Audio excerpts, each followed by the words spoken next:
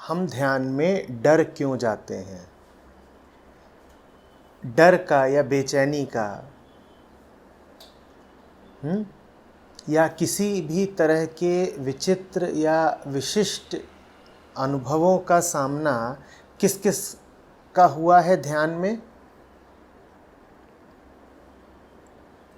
कि ध्यान की किसी भी विधि का उपयोग किया। श्रवण भी ध्यान की एक विधि ही है। अभी आप बैठे हैं सुनने के लिए, ये भी ध्यान की एक विधि ही है। और ध्यान की और 25 50 सैकड़ों विधियां हो सकती हैं। कोई कुछ करता है, कोई कुछ करता है, कोई कुछ भी नहीं करता है, वो भी ध्यान है। ये अनुभव हुआ है कि ध्यान में ऐसे अनुभव होने लगते हैं जो कि अन्यथा नहीं होते, और उनमें से अधिकांश अनुभव ध्यान से विमुख करने वाले होते हैं। शरीर में किसी भाग में अचानक विचित्र संवेदना पैदा हो जाएगी, जैसे कहीं झुरझुरी उठी हो। एक महाशय ने कहा उनको ऐसा लगता था जैसे तलवे पर चींटियां रेंग रही हों। अचानक कुछ ऐसा याद आने लगेगा जो कि अन्यथा याद नहीं आता। जिन ध्वनियों पर आमतौर पर कान नहीं धरते, वो ध्वनियाँ महत्वपूर्ण लगने लगेंगी। और अगर ध्यान गहराया तो उठ करके भाग देने का मन भी होता है। ऐसा लगता है जैसे कुछ छूटा जा रहा हो। ये अनुभव प्रायः बहुत ध्यानियों में देखे जाते हैं। जिसने भी शांत होने की चेष्टा की, वही यह खबर लेकर के आता है कि अशांति विघ्न डालती है।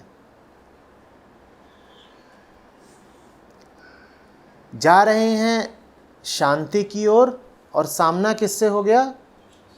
अशांति से। तो ये बात बड़ी विचित्र लगती है कि बढ़ तो रहे थे शांति की ओर और मिल गई अशांति। ये कैसे हो गया? ध्यान में डर उत्पन्न नहीं हो जाता, उपज नहीं जाता, पैदा नहीं हो जाता। ध्यान में डर उद्घाटित हो जाता है, बेपर्दा हो जाता है। पैदा होने और प्रकट होने में अंतर है या नहीं है? क्या अंतर है? पैदा होना उसका होता है जो न हो और आ गया, और उद्घाटन या प्राकट्य कहते हैं जब दिख नहीं रहा था और दिख गया। दिख नहीं रहा था और दिख गया। ध्यान रोशनी है, ध्यान प्रकाश है। ध्यान का अर्थ ही है कि सच्चाई को ध्येय बनाना है। जब आपने सच्चाई को लक्ष्य किया तो आप कहलाते हो ध्यानी या ध्याता। सच्चाई यदि ध्येय है तो प्रक्रिया कहलाती है ध्यान। सच्चाई कहीं जाती तो है नहीं। जो जाने लग जाए कि आने लग जाए वो तो सच्चाई हुई नहीं। सच्चाई तो पारिभाषिक रूप से, मौलिक रूप से वही है जो न आएगी और न जाएगी। तो फिर तो ध्यान बात ही विरोधाभासी है। अगर सच्चाई वो है जिसका आना जाना, जन्म मृत्यु नहीं होते, भूत भविष्य नहीं होता, तो फिर उसको लक्ष्य क्यों बना रहे हैं जब वो मिटती ही नहीं और जब वो है ही सर्वव्यापक, अनंत, निरंतर, तो उसकी खोज कैसी? क्या वो खो गई है? जो खो जाए वो तो झूठ ही होगा। जो खो गया, मिट गया, वो तो झूठ ही होगा।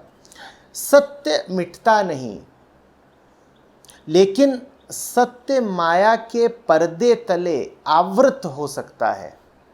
उसे मिटा पाने की किसी की ताकत नहीं। लेकिन आंखों पर माया का पर्दा चढ़ सकता है। तब सामने हाथी भी खड़ा हो तो दिखाई देगा नहीं। हाथी को हटा पाने की किसी की सामर्थ्य नहीं, और हाथी तो धूल का कण है। हम किसकी बात कर रहे हैं? अनंत सत्य की। हाथी को तो फिर भी तुम किसी प्रकार हटा लो, पर सत्य के सामने हाथी की भी क्या हैसियत है कि जैसे तिनका हो, जैसे जर्रा हो। तो वो हट तो सकता नहीं, लेकिन फिर भी जितने ध्यानी हैं वो सब सत्य को खोजने ही निकले हैं। इतना बड़ा हाथी, जंगल से ज्यादा बड़ा हाथी, इतने बड़े हाथी को खोजने क्यों निकले हो भाई? वो खो तो सकता नहीं, उसे खोजने क्यों निकले हो? क्योंकि वो तो नहीं खोता, लेकिन खोजने वाले की आंखों पर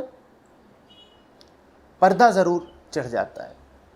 तो सत्य की तलाश, वास्तव में सत्य की तलाश नहीं है, क्योंकि वो कभी खोया ही नहीं। सत्य की तलाश वास्तव में अपनी आंखों पर पड़े पर्दे हटाने की प्रक्रिया है। जिन्हें भी दर्शन हुए हैं, जिनका भी सच्चाई से साक्षात्कार हुआ है, उन्होंने या तो सर पीट लिया है, या फिर बहुत हंसे हैं, या हक्के बक्के रह गए हैं, अवाक रह गए हैं, बोलती बंद हो गई है। बोलती बंद इसलिए नहीं हो गई कि कुछ बहुत बड़ा दिख गया। बोलती बंद इसलिए हो गई कि इतनी सहज बात, इतनी साधारण बात हमको दिखाई क्यों ना दी, सुझाई क्यों ना दी। वो तो है ही, उसका तो नाम ही है प्रत्यक्ष। प्रत्यक्ष समझते हो? प्रत्यक्ष, आंखों के सामने, पर आंखों पर पर्दे पड़े हैं इसलिए दिखता नहीं। तो आप ध्यान में बैठते हो तो समझो कि आप वास्तव में क्या कर रहे हो। सत्य को लेकर के आप कुछ भी नहीं कर रहे हो, क्योंकि उसके साथ कुछ किया जा सकता नहीं। वो चीज कुछ ऐसी है कि उसके साथ छेड़खानी संभव नहीं है। उसको लक्ष्य बनाकर, उसको विषय बनाकर कुछ नहीं किया जा सकता, ना उसकी ओर बढ़ा जा सकता है, ना उससे दूर जाया जा सकता है। हालांकि सामान्य बोलचाल में गुरुओं ने भी इस तरह कहा है कि सच की ओर बढ़ो, पर यकीन जानना सच की ओर बढ़ा नहीं जा सकता, ठीक वैसे जैसे सच से दूर नहीं जाया जा सकता। इसी प्रकार ना उसको पकड़ा जा सकता है, ना उसको छोड़ा जा सकता है। वो चीज ऐसी है, इसीलिए तो वो मन को कपा देती है। मन को चाहिए कुछ ऐसा जो पकड़ में आ जाए, और पकड़ में आ गया तो तुम क्या करोगे? ये क्या किया? इस्तेमाल, उपयोग किया, अपनी मंशा के मुताबिक उपयोग किया। सत्य पकड़ में नहीं आता है, पर पकड़ में नहीं आएगा।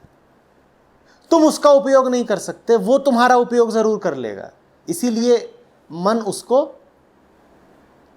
पसंद नहीं करता। इसीलिए तो मन स्वीकार कर लेता है कि आंखों पर पर्दा पड़ जाए, क्योंकि पसंद तो वैसे ही नहीं आ रहा था। अब पर्दा पड़ गया तो अच्छा है, दिखाई भी नहीं दे रहा।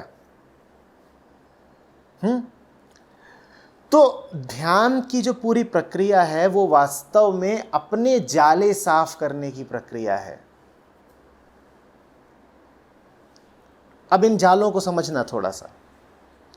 मन ऐसा ही है, जैसे ये आपके प्रश्न है ना, मन ऐसा ही है। मन कैसा है? ऐसा। ये क्या है? ये एक के ऊपर एक सवाल हैं। ये सवाल दर सवाल हैं, ये परतें हैं, ये तहें हैं। एक को हटाओ तो दूसरा, दूसरे को हटाओ तो तीसरे को हटाओ तो, और बात खत्म तब होती है जब श्रोतागण कहते हैं आचार्य जी सवाल बचे ही नहीं। सत्य है सवालों का न बचना। इन परतों के नीचे, हमारी उलझनों के नीचे, हमारे डरों के नीचे, हमारे सरोकारों के नीचे, हमारे स्वार्थों और रुचियों के नीचे सत्य आच्छादित हो जाता है, आवृत हो जाता है। याद रखना, खो नहीं जाता, आवृत हो जाता है। और ये भी सत्य पर नहीं चढ़ गए हैं, ये चढ़ कहां गए हैं? कहां चढ़े हैं ये? हमारी आंख पर। क्योंकि सत्य को जब छुआ नहीं जा सकता तो उस पर पर्दा कौन चढ़ाएगा? इंसान से बिल्ली के गले में तो घंटी बांधी जाती नहीं, उस हाथी को कपड़ा कौन पहनाएगा? कौन उसे आवृत करेगा? मुहावरा सुना है ना क्या? बिल्ली के गले में घंटी कौन बांधेगा? तो ऐसे तो हम हैं कि एक छोटी सी बिल्ली भी पकड़ में आए ना और उसके गले में घंटी बांध पाए ना। तो अब सत्य को कौन जाएगा आच्छादित करने की? पकड़ भी लिया और उस पर पर्दा चढ़ा दिया, आवरण चढ़ा दिया, उसको ढक दिया, वो हो नहीं सकता। तो समझना कि भले ही कहने के तौर पे ये कहा जा रहा है कि इन सब चीज़ों ने ढक लिया है, उपनिषद भी कुछ ऐसे ही वर्णन कहते हैं। वो कहते हैं कि सत्य का मुंह एक स्वर्णिम प्रकाश से ढका हुआ है, इसीलिए दिखाई नहीं देता। लेकिन वास्तव में समझना बात क्या है, क्या इशारा है? हमारी आंखें ढकी हुई हैं, इसीलिए हमें सच्चाई पता नहीं चलती, और हमारी आंखें इन चीज़ों से ढकी हुई हैं। देखो, मेरी नौकरी कैसी चल रही है, मेरे घर में क्या हो रहा है, यही सब तो बातें होती हैं ना। इसमें भले ना लिखी हो, क्योंकि अभी तो आचार्य जी सामने हैं, उटपटांग कुछ लिखोगे नहीं, पर अन्यथा मन में क्या चलता रहता है? यही सब तो चलता रहता है। तो इन चक्करों में आंखें और मन उलझे रह जाते हैं। जो प्रत्यक्ष है वो दिखाई नहीं देता। अब इनके बारे में भी कुछ खास बातें समझना। ये प्रश्न उसी श्रृंखला में नहीं है जिसमें ये तुमने यहां रखे थे। मैं जब आया तो ये यूं ही पड़े हुए थे, थोड़े अव्यवस्थित। फिर मैंने इनको लिया, मैंने इनको ज़रा व्यवस्थित किया, मैंने इनको एक क्रम दिया, एक ऑर्डर दिया ना। उसमें मैंने ऊपर क्या रखा? ऊपर क्या रखा? जो प्रश्न मुझे लेना है, समझो बात को। और छुपा क्या दिया? नीचे क्या कर दिया? जिससे अभी कोई प्रयोजन नहीं। इसी तरह से मन की परतों में जो ऊपर की परत रहती है, जो प्रकाशित परत रहती है, प्रकाश किस पर पड़ रहा है? अब तुम कहोगे पर वास्तव में जो भीतर के कागज हैं, जो भीतर की परतें हैं, वो बिल्कुल अंधेरी हैं कि नहीं है? तुम एक सूक्ष्म यंत्र अगर लगा के देख सको कि भीतर क्या प्रकाश है, तो तुमको वहां प्रकाश बिल्कुल नहीं मिलेगा।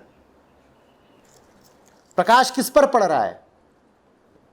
सिर्फ उस परत पर जो मैंने चुन करके ऊपर रख दी है, क्योंकि मुझे उससे सरोकार है। या ये कह लो जिसके साथ मुझे सुविधा है वो मैंने ऊपर रख दिया और बाकी सब मैंने नीचे रख दिया। घर में जब भी तुम एक के ऊपर एक कोई चीज जमाते हो, चाहे वो फाइलें हो, चाहे वो कपड़े हो, चाहे सीडी हो, और कौन सी चीजें जो एक के ऊपर एक जमाते हो? चाहे किताबें हो, अक्सर तुम पाओगे कि तुम ऊपर वो रखते हो जिससे तुम्हें वास्ता है, रुचि है, और जो कुछ तुम्हें परेशान करता हो उसको तुम तत्काल कहां रख दोगे? नीचे कहीं छुपा करके कि आंखों के सामने पड़े नहीं। क्योंकि मन सत्य से घबराता है। वो इस बात का सामना करने से घबराता है कि बहुत कुछ है जीवन में जो ठीक नहीं है। तो इतना कुछ है जीवन में, 1 2 3 4 5 6 7 8 50 मुद्दे हैं जीवन में, 50 चीजें चल रही हैं जीवन में, और 50 तो बहुत छोटी संख्या है। मन अनंत सागर है, यहां न जाने क्या क्या चल रहा है।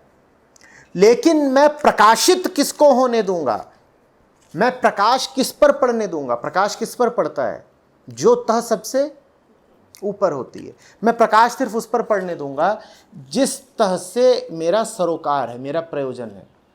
और फिर मैं इसको उठाऊंगा और मैं ऐसे पढ़ूंगा जैसे बस यही तो लिखा है। हकीकत यह है कि बहुत कुछ लिखा है, पर मैं पढ़ ऐसे रहा हूं जैसे सिर्फ यही लिखा है, बाकी हर चीज को मैंने अंधेरा कर दिया और कहीं रोशनी पड़ नहीं रही है। ये सब याद रखना क्या है, एक एक कदम चलो साथ मेरे। सबसे पहले हमने कहा कि ध्यान में तुम सत्य खोजने नहीं निकलते, ध्यान में तुम अपनी ही आंखों के पर्दे हटाने चलते हो। सत्य को खोजने की कोई आवश्यकता होती नहीं। तो जिसे तुम ध्यान कहते हो उसमें वास्तव में तुम अपने भ्रम ही हटा रहे हो। फिर हमने भ्रमों की प्रकृति पर जरा बात की। हमने कहा भ्रम ऐसे होते हैं, सतह दर सतह, परत दर परत।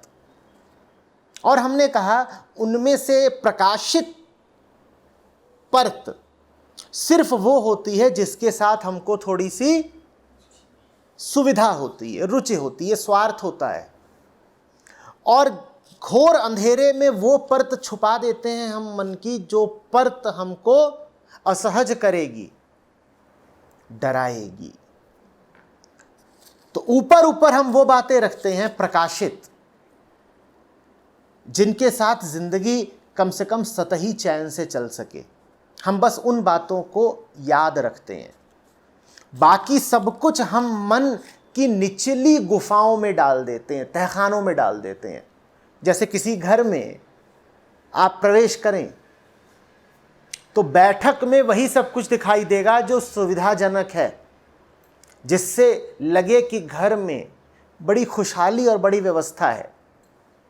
और कचरा कूड़ा सब कहाँ होता है, अक्सर वो तहखाने में होता है, नीचे डाल दिया जाता है, जा या कि पीछे के किसी कमरे में। मन ऐसा है, ये सामने का कमरा है, हम बस कोशिश करते हैं इसी में जिएं। पर तुम कोशिश कर लो इसमें जीने की, मौजूद तो ये सब भी हैं ही। अब ध्यान में क्या होता है समझना, ये सब क्या है, हमारी आंखों के सामने के जाले हैं, ये मन की परतें हैं। ध्यान में तुम इन्हीं को हटाने चलते हो। ध्यान तुमने आरंभ किया, सबसे पहले कौन सी परत हटेगी,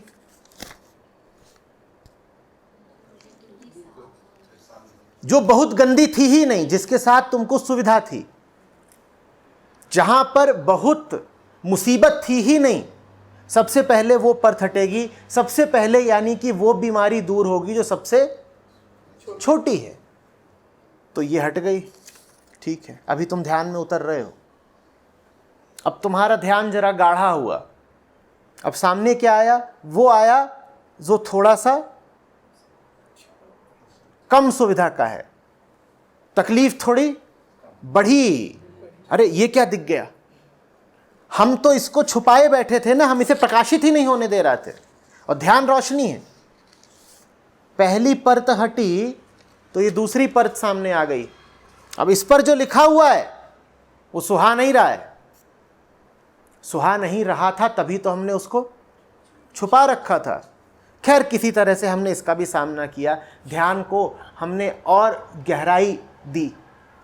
ध्यान जरा गहरा हुआ तो कुछ और सामने आ गया लिखा हुआ। अब ये अपने मन में उतर रहे हैं, हम सत्य की ओर बढ़ नहीं रहे, बल्कि कहां उतर रहे हैं, मन में उतर रहे हैं, अपना दर्शन कर रहे हैं। और अपना दर्शन माने आत्मा का दर्शन नहीं हो रहा है, अभी ये मन का ही दर्शन हो रहा है। ये चित्त की तहें हैं जो खुल रही हैं।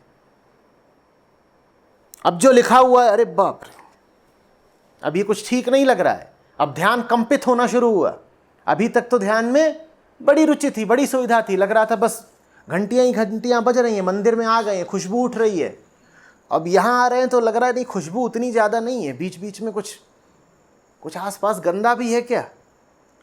अब कह रहे हैं आसपास कुछ गंदा है क्या, लेकिन वास्तव में गंदगी कहाँ की है? ये भीतर की है। अब ध्यान में उतर रहे हो, कहाँ की गंदगी खुल रही है? भीतर की। अभी तो लग रहा था धूप है, अगरबत्ती है, देव प्रतिमा है, सुंदर घंटियां हैं, स्वच्छ कलश है, सब कुछ कितना मधुर और पवित्र है। और अब वास्ता किससे, साक्षात्कार किससे होने लग गया? स्वयं से। और आत्म साक्षात्कार का मतलब आत्मा से साक्षात्कार नहीं होता। आत्म साक्षात्कार का यही मतलब होता है कि अपनी गंदगी से रूबरू होने लग गए।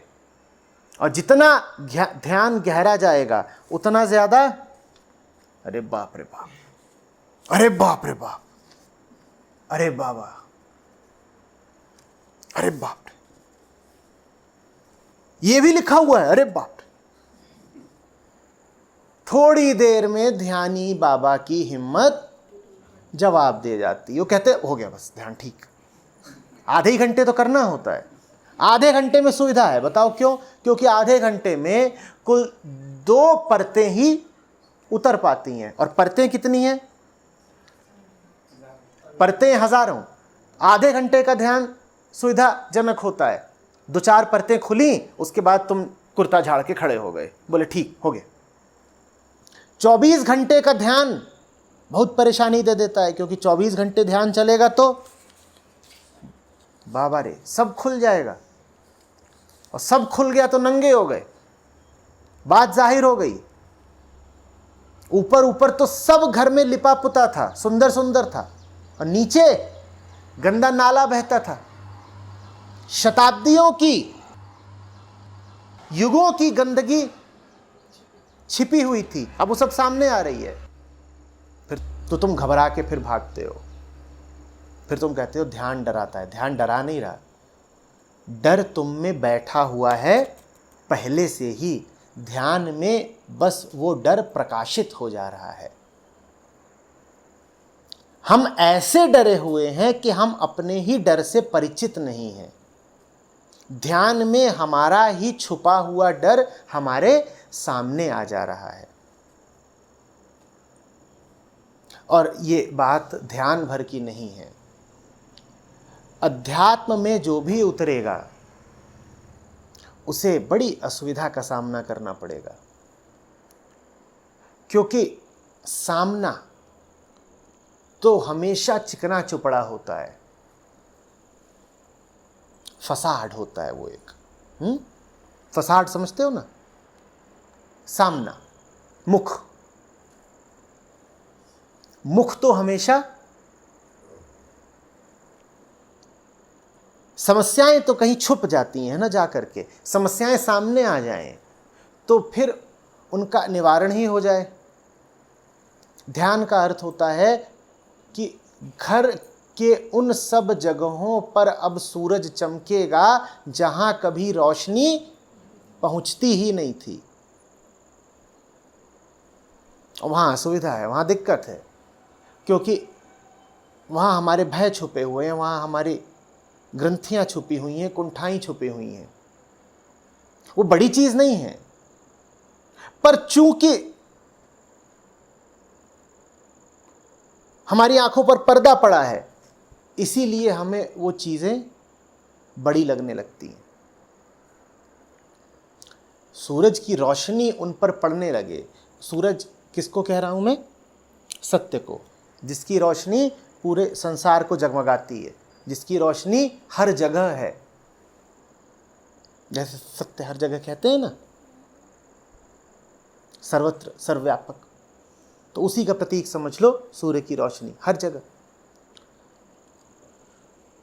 वो रोशनी पड़ने लगे तो भीतर जो कुछ है कचरा कूड़ा वो सब साफ हो ही जाए। पर बहुत समय से हमने उस पर रोशनी पड़ने नहीं दी, तो भीतर की बीमारियां जरा बड़ी हो गई हैं। बड़ी हो गई हैं तो बहुत डराती हैं।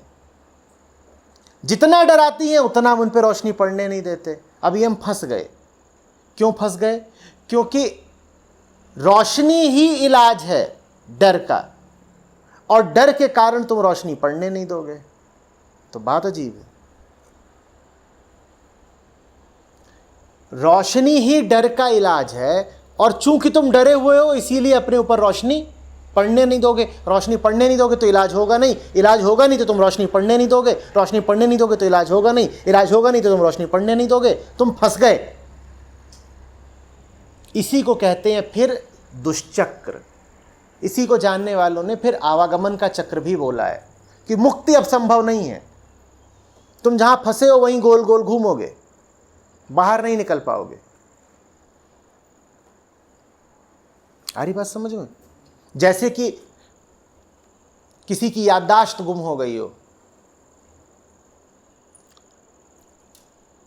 दिमाग पर चोट लगी, याददाश्त गुम हो गई, और उसकी याददाश्त का इलाज एक चिकित्सक ही कर सकता है,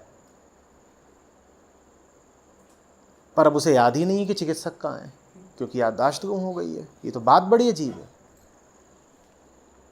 याद कौन दिलाएगा?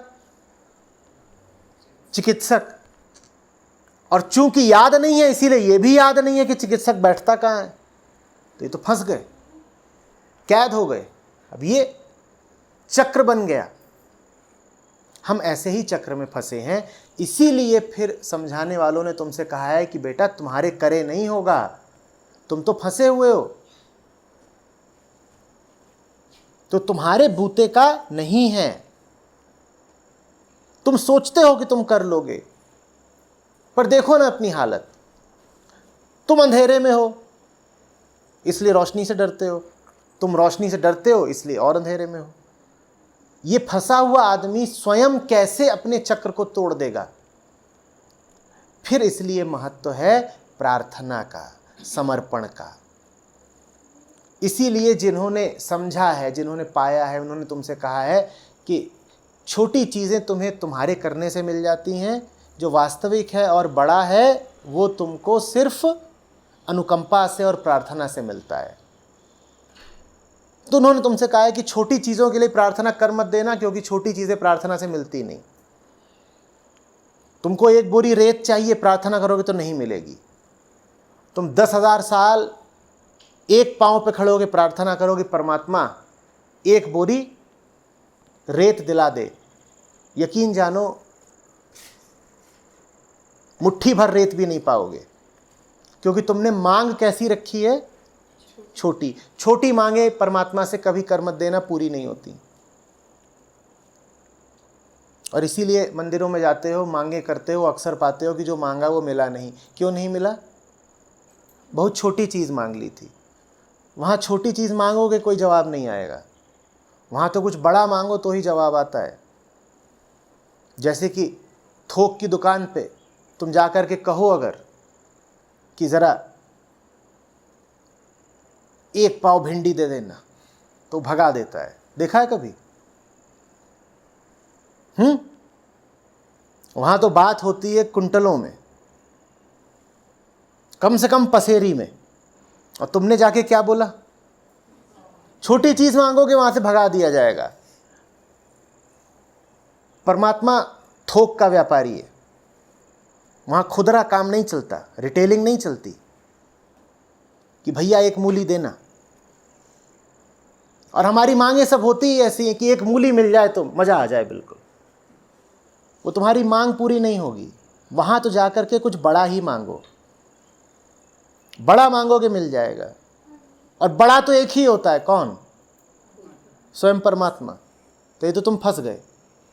परमात्मा से कुछ नहीं मिल सकता सिवाय परमात्मा के। तुमने और कुछ मांगा मिलेगा ही नहीं, क्योंकि हर चीज़ छोटी है उसके आगे। सत्य के आगे, अनंत के आगे क्या बड़ा है? अनंत के आगे जो हैसियत 2 की है वही 2000 की है, सब शून्य बराबर, वो मिलते ही नहीं। फिर तो वहाँ जो भी मांगोगे वो मिलेगा नहीं। वहाँ से लेकिन बड़ी से बड़ी चीज़ मांगी तो मिल जाएगी। वहाँ जाना तो उससे कहना तुम ही मिल जाओ, तुमसे कुछ नहीं चाहिए। समझ में आ रही बात? तो इस कमरे में जिसमें तुम कैद हो, ये तहें जिनमें तुम उलझे हुए हो, इनके अंदर अंदर का कुछ मांगो तो खुद ही अर्जित कर लेना। रुपया कमाना है, खुद कमा लो। सत्य को कोई रुचि नहीं है कि तुम्हें रुपया लाके दे। तुम और तुम्हारा रुपया रखो अपनी जेब में। अस्तित्व को क्या लेना देना, परमात्मा को क्या लेना देना। तुम निकले हो नींबू खरीदने, इसमें ब्रह्म को क्यों शामिल करते हो? मंत्र क्या जाप कर रहे हो? नींबू है, जाओ खरीद लो। लेकिन अगर उस भयानक पीड़ा से मुक्ति चाहिए जिसमें फंसे हुए हो, तो उसको याद कर लेना। तभी याद करना जब मुक्ति का पूरा पूरा इरादा हो, और तभी याद करना जब साफ देख लो कि हमने तो जब भी अपने दम पर इन्हें हटाने की कोशिश की है, कभी 2 परत पे जाके रुक गए हैं, कभी 4 परत पे जाके रुक गए हैं। और परतें बहुत हैं। मन कितना तो पुराना है, समय जितना पुराना है मन, इतनी इस पर परतें पड़ी हुई हैं। जब दिख जाए कि अपने करे नहीं हो रहा, तो थम जाना और याद कर लेना। वास्तव में ये कहना भी ज़रूरी नहीं है कि थम जाना और याद कर लेना, बस थम जाना। थम जाना और याद करना एक ही होते हैं। थमने के बाद अगर याद करने लग गए तो चल दिए, बस थम जाओ। आ रही बात समझ में? मैं नहीं कह रहा हूं कि एक के बाद एक डर दिखाई देंगे तो हिम्मत करो और डरों पर जीत हासिल कर लो। ध्यान में बैठोगे, न जाने क्या क्या दिखाई देने लगेगा जो अन्यथा न दिखाई देता। मैं तो कह रहा हूं कि जो आम आदमी होता है, जैसा भी, गृहस्थ, गृही, संसारी, जो बोल लो, जिसे ध्यान इत्यादि में, सत्य इत्यादि में कोई रुचि ही नहीं, वो ज़रा सुकून में जीता है, भले ही उसका सुकून सतही और झूठा हो, क्योंकि उसको दिखाई ही बस क्या पड़ता है, वो जिसको वो देखना चाहता है। पूरी बात उसे न देखनी है, न उसे दिखाई पड़ती है। वो एक झूठे चैन में जी लेता है और झूठे ही चैन में मर भी जाता है। ठीक, आपत्ति की कोई बात नहीं। झूठे चैन में अगर तुमको जीना स्वीकार हो तो कोई बात नहीं, लेकिन अगर तुम ज़रा खोजी आदमी हो, तुम वो हो जिसे चैन नहीं पड़ रहा है झूठ के साथ, तुम वो हो जो ध्यान करने निकला है, जो तलाश करने निकल पड़ा है, तो जब डर से सामना हो तो डर से भिड़ना इत्यादि नहीं, जीत नहीं पाओगे। थम जाना। डर सामने आ गया है, थम जाओ। और डर सामने आएगा, पसीने छूटेंगे, पांव कांपेंगे, वो सब दिखाई देने लगेगा जो साधारण आदमी को साधारणतया दिखाई ही नहीं देता। बड़ा बुरा सा लगता है सब छूटा जा रहा है, सब मिटा जा रहा है, और अपमान का भी अनुभव होता है।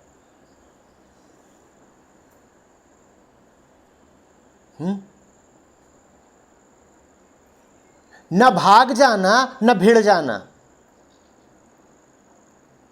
क्योंकि भाग गए तो भाग गए और भिड़ गए तो जीतोगे नहीं। मैं तुमसे कह रहा हूं बस वहीं पर थम जाना। जब डर प्रतीत हो तो थम जाना, उससे कहना तुम भी थे। मन की गुफाओं के भीतर कैसे कैसे बाघ भालू छुपे बैठे हैं, हमें तो पता भी नहीं था कि हम इतने बड़े कूड़ेदान हैं। हम तो सोचते थे कि हम बड़े साफ सुथरे हैं, रोज नहाते हैं, साबुन भी लगाया, शैम्पू भी लगाया, रोज लगाया। पता ही नहीं था कि भीतर सदियों पुराना मामला सड़ रहा है। यहां 2 दिन पुरानी कोई चीज हो जाए घर में तो सड़ने लगती है, तुरंत उसको फेंक के आते हो, और मन में जानते हो कितना पुराना अतीत भरा हुआ है। कितना पुराना, जितना पुराना ये ब्रह्मांड है, जिस दिन से समय शुरू हुआ उस दिन से मन शुरू हो गया। शारीरिक रूप से आपने जन्म अभी लिया है, मन का जन्म थोड़े ही अभी हो गया है।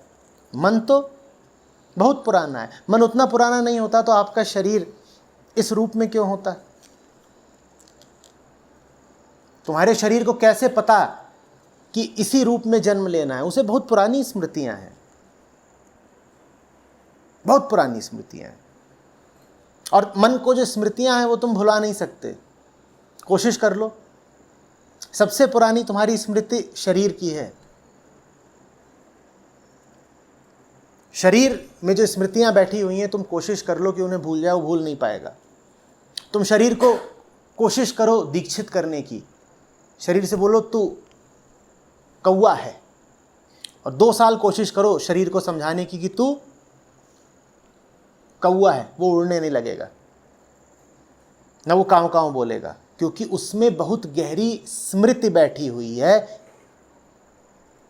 बहुत पुरानी। वो मिटेगी ही नहीं, ना ढकेगी।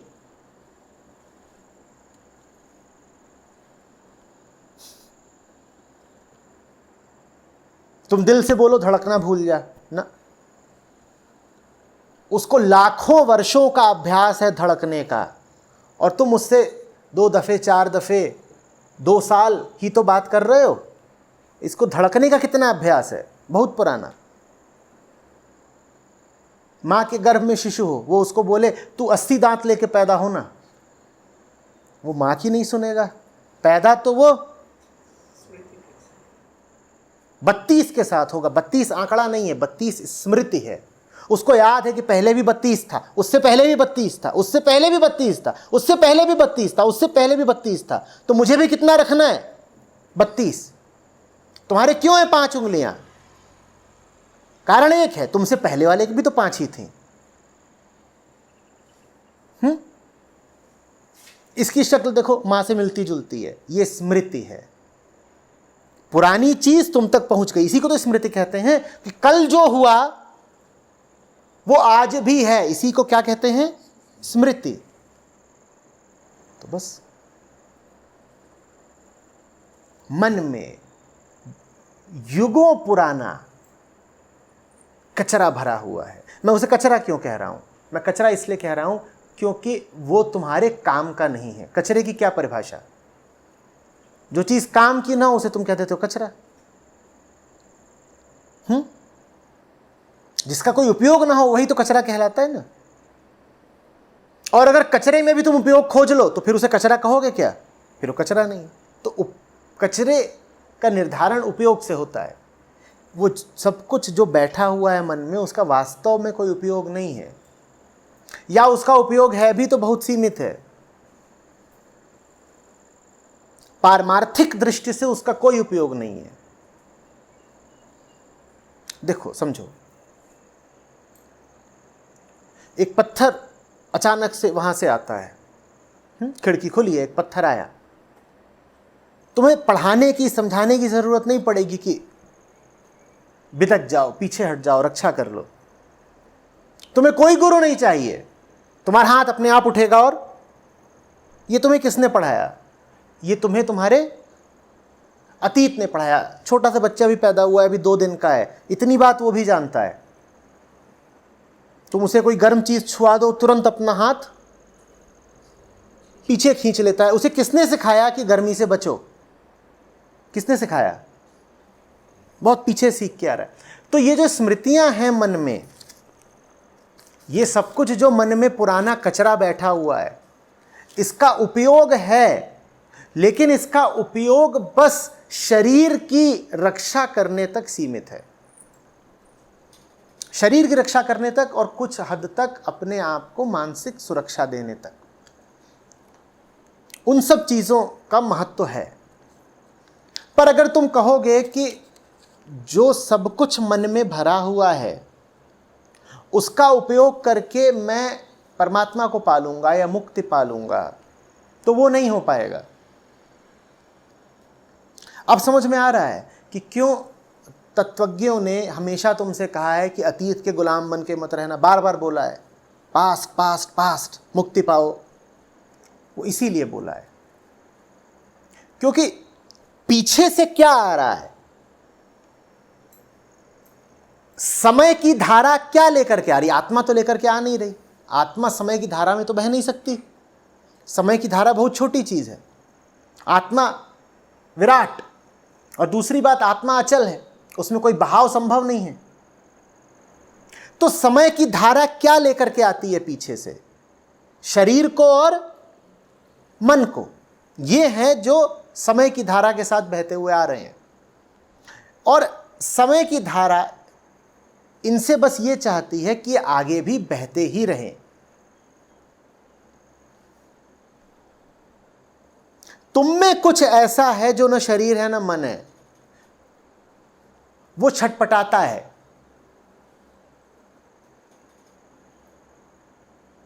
इस बहाव में, इस कैद में वो छटपटाता है। उसके उपयोग की नहीं है धारा, उसे आजादी चाहिए।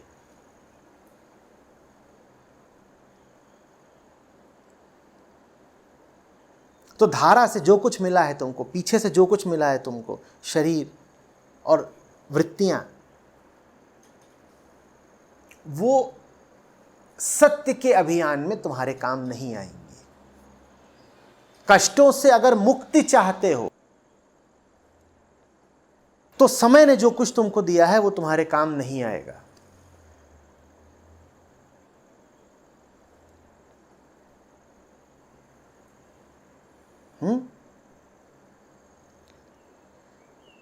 धारा है, धारा में जब तक बहते रहोगे तब तक धारा में ही रहोगे। तो मैं कहता हूं थम जाओ। डर भी एक बहाव है, लहरों की तरह आता है।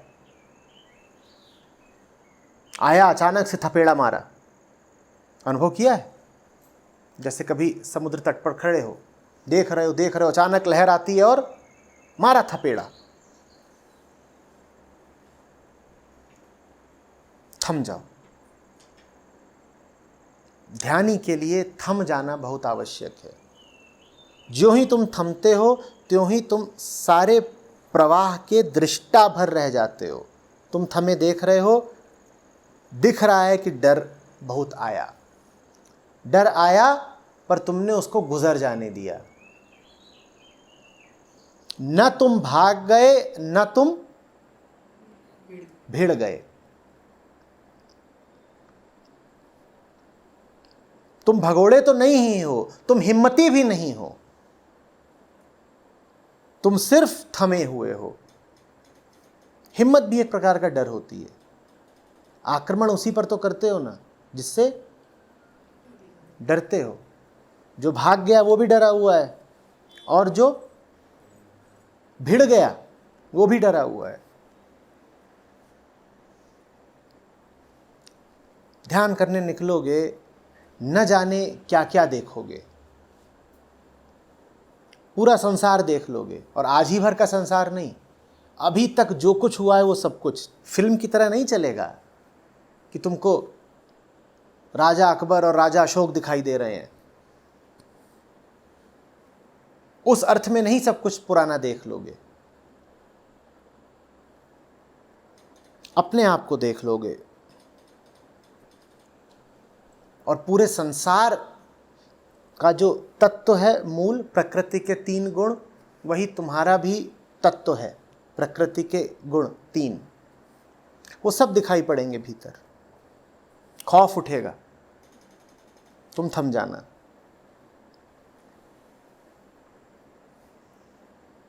थमना ही प्रार्थना है। भिड़ते हो तो कहते हो कि अपने दम पर जीत लूंगा, थमते हो तो कहते हो प्रार्थी हुआ, अब जिसको बचाना हो वो हमें बचाए। फिर मदद अपने आप आ जाती है।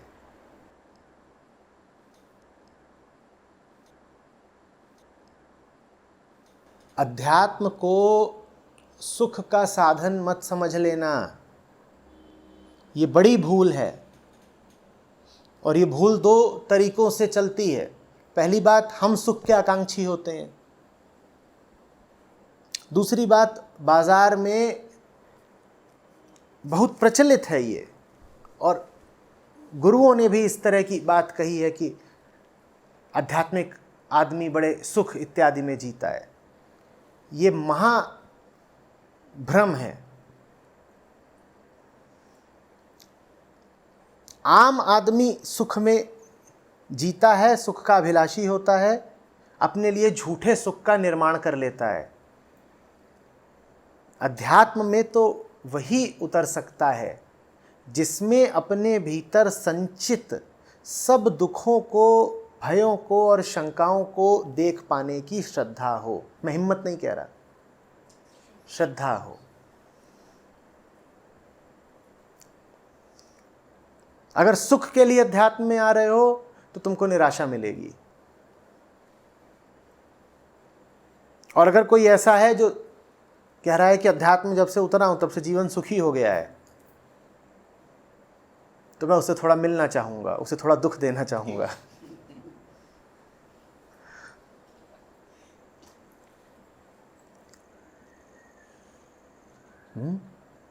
दुख देने की जरूरत होती है क्या? दुख तो है, बस उसको उघाड़ना होता है। और याद रखना, उघड़ गया तो मिट जाएगा, छुपा रह गया तो बचा रहेगा और बढ़ता रहेगा। उघाड़ना जरूरी है, लेकिन उघाड़ोगे तो ऐसा लगेगा जैसे दुख बढ़ गया हो। बल्कि जो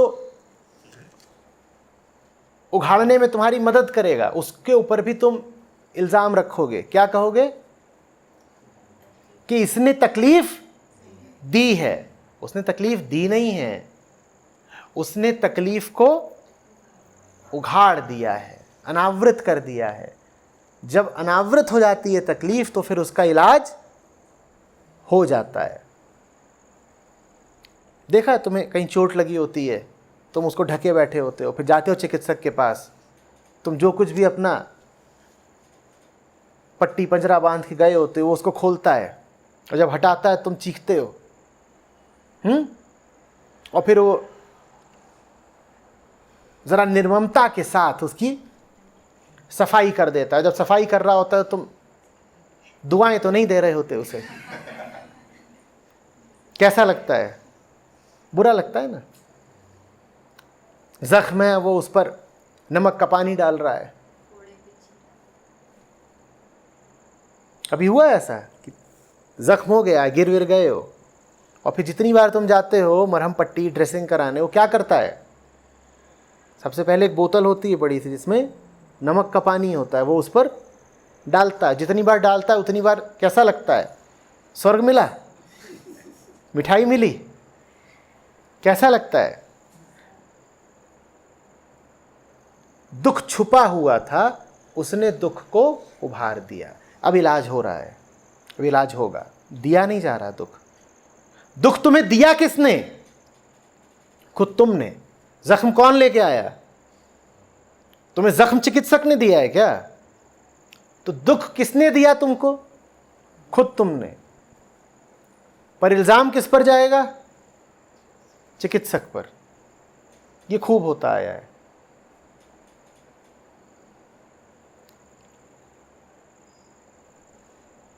दुख का सामना करने को तैयार रहो। और याद रखना, सामना से मेरा अर्थ मुकाबला नहीं है। सामना माने सामना। दुख के सामने आने के लिए तैयार रहो, दुख के दृष्टा बनने के लिए तैयार रहो। झूठों में मत जियो, हकीकत का सामना करो। बुरा लगता हो तो लगे।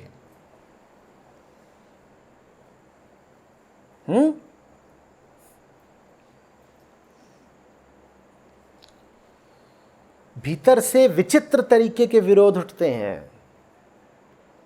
तुम तो शायद बस अपना ही मामला देख पाते हो। मैं तो दिन भर 20 लोगों को देखता हूं ना। जो भी झूठ को त्यागना चाहता है, मैंने पाया है कि झूठ उसको दुगने बल से पकड़ता है।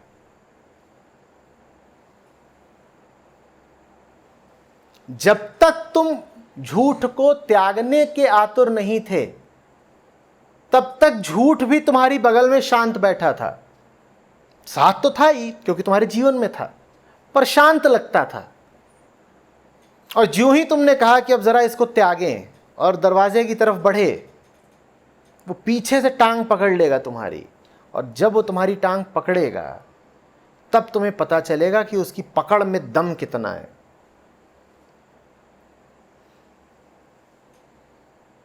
दलदल में तुम कितने गहरे धंसे हो, ये तुम्हें सिर्फ तब पता चलेगा जब तुम उस दलदल से बाहर आने की कोशिश करोगे।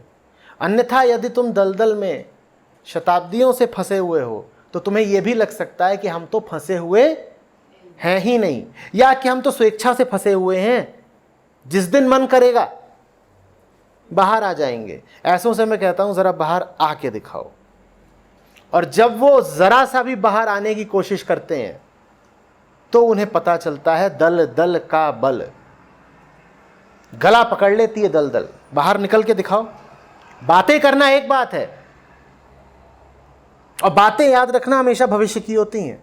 पैसा इकट्ठा कर लूं, फिर हरिद्वार चला जाऊंगा, सेवानिवृत्त हो जाऊं, फिर उपन्यास लिखूंगा, जरा भी कुछ काम है, घर में शादी ब्याह है, निपटा लूं, उसके बाद सही कामों में उतरूंगा। जब भी तुम आगे के लिए सोचोगे, सांत्वना मिल जाएगी। पर जब भी तुम करने निकलोगे, करना हमेशा अभी होता है, अभी जब भी कर रहे हो तभी तो कर रहे हो।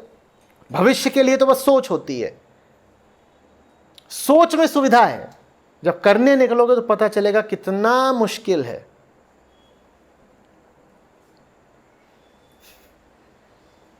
इसीलिए हमें आशा बहुत प्यारी होती है।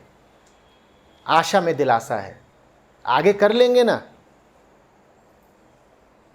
अजी हम किसी से कम हैं, हम में भी बहुत बल है, बस 2 साल रुको, अभी दिखाते हैं कि आगे करेंगे कि नहीं। छोटे मोटे बस कुछ काम है। बिटिया की शादी करनी है, बेटे को कनाडा में सेटल कराना है,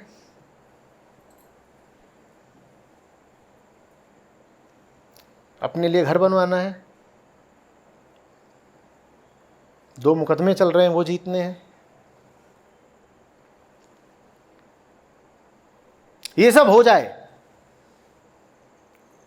फिर तुम देखना हमारा अभियान सिकंदर शर्मा जाएगा।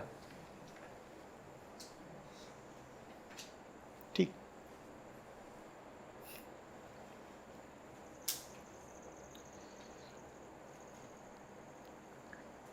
हार मिलेगी। जो दलदल से बाहर निकलने की चेष्टा करेगा, उसे हार मिलेगी। मैं तुमसे कह रहा हूं, उस हार के सामने खड़े हो जाना। इस बात को कई तरीकों से दोहरा दोहरा के कह रहा हूं।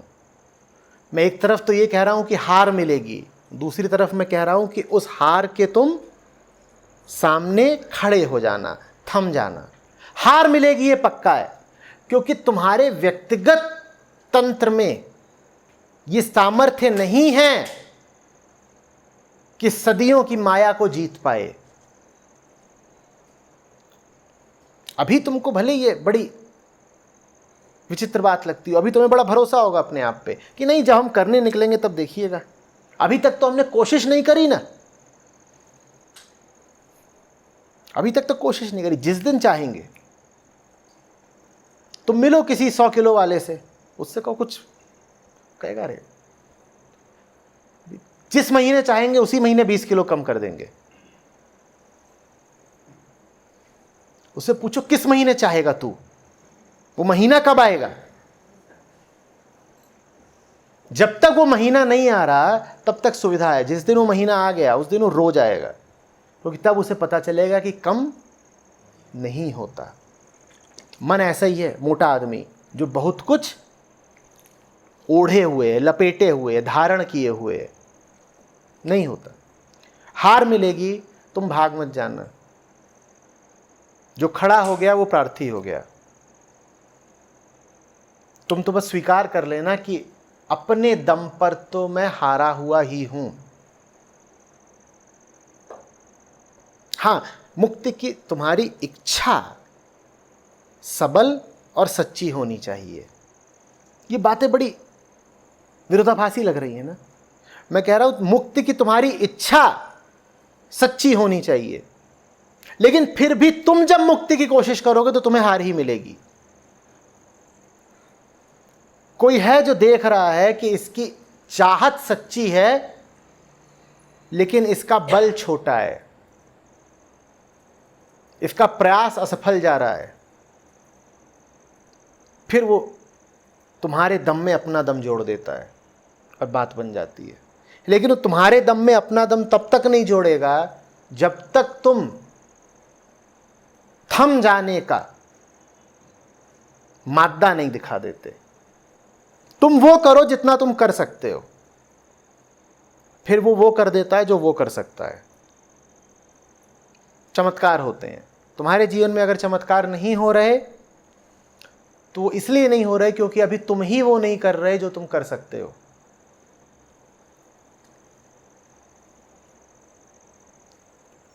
ध्यान का फलित हो जाना, मुक्ति का घटित हो जाना, ये सब चमत्कार ही होते हैं। जो कुछ भी वास्तविक है वो चमत्कार है। चमत्कार तुम्हारे करने से नहीं होता, पर चमत्कार तुम्हारे बिना किए भी नहीं होगा। तुम कहोगे अगर कि अपने बूते पर मैं चमत्कार कर दूंगा, अपनी ताकत से तो नहीं होगा। पर अगर तुम ये कहोगे कि मैं कुछ भी नहीं करूंगा और चमत्कार अपने आप हो जाएगा, तो भी नहीं होगा। तुम्हें सामना करना होगा, तुम्हें सामना करना होगा। जैसे प्रहलाद जाकर के बैठ गया था अपनी ही चिता पर, सामना कर रहा था अपने बूते, लेकिन बचता नहीं। लेकिन अपने बूते उसने वो किया जो वो कर सकता था। क्या किया? सामना किया, फिर बचाने के लिए कोई उतर आया। तुम वो करो जो तुम कर सकते हो, वो करेगा जो वो कर सकता है।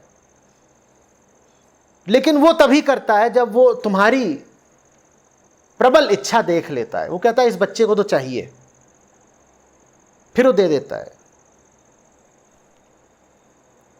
वहां ऊपर मर्तबान रखा हुआ है रसोई में, एकदम ऊपर, और उसमें है मिठाई। क्या है? मिठाई। और बच्चा है इतना बड़ा, और नीचे पांव पटक रहा है।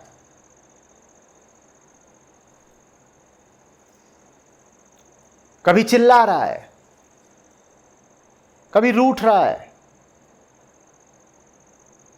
कभी मां बाप से फरियाद कर रहा है। मिल रही नहीं है मिठाई। और वो लेकिन लगा हुआ है। जो कर सकता है सब कर लिया। अपनी तरफ से उसने सीढ़ी बनाने की भी कोशिश कर ली, सीढ़ी बनाने की कोशिश की और गिरा धम्म से। हार भी मिली, चोट भी लगी। जब उसने सारे जतन कर लिए तो मां आई और मर्तबान से मिठाई निकालकर दे दी। अब तुम बताओ, उसको जो मिला क्या उसे उसके प्रयत्नों के कारण मिला? अच्छा, नहीं मिला। प्रयत्नों के कारण तो नहीं मिला। क्या उसे जो मिला वो उसके प्रयत्नों के बिना मिला? तो ऐसा होता है। तुम्हारे करने से नहीं मिलेगा, लेकिन तुम्हारा करना फिर भी जरूरी है। और हम दोनों ही तरह की गलतियां कर देते हैं। एक अति पर वो लोग हैं जो कहते हैं कि मैं सिकंदर हूं, मैं पालूंगा, अपने करे पालूंगा। वो करे ही जा रहे हैं, उन्हें नहीं मिलेगा क्योंकि करने से नहीं मिलता। और दूसरी ओर हैं कुछ जो कहते हैं करने से तो मिलता ही नहीं, तो हम कुछ करें काहे को। तो दिन भर सोते हैं, वो हाथ ही पांव नहीं हिलाते। वो कहते हैं हमारे करे तो कुछ होता ही नहीं, तो हम मेहनत काहे को करें, हम काहे पसीना बहाएं, परेशान हो। तो बिल्कुल कुछ नहीं करते। इन दोनों को ही नहीं मिलता। जिसको ये भरोसा हो कि मैं ही पालूंगा, उसे भी नहीं मिलता। और जिसमें पाने की इतनी भी इच्छा ना हो कि श्रम करने निकल पड़े, अपनी चाहत को अभिव्यक्त करने निकल पड़े, उसे भी नहीं मिलता।